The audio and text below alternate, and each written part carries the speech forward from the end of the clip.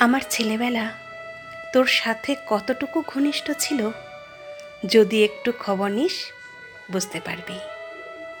তখন ইয়ার্কি বুঝতাম না। আমার গালে কাদা ছিটিয়ে দিয়ে বললি, তুই একটা মুখ পোড়া হনুমান।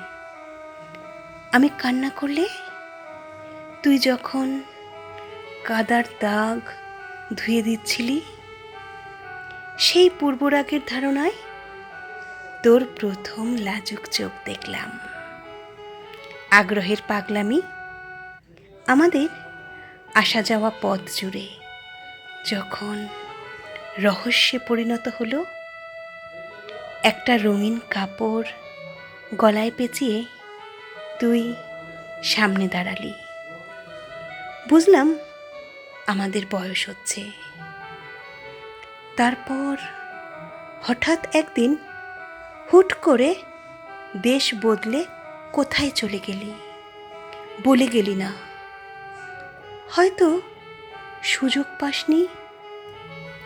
আজ তোদের পুরনো বাড়ির সামনে কিছুক্ষণ দাঁড়িয়ে গালে হাত দিচ্ছিলাম। তোর হাতে মাখানো সেই কাদার গন্ধে ছেলেবেলা ফিরে পেলাম। যে গোলাপটি আমাকে দিয়েছিলি তাও হয়তো ভুলে গেছিস।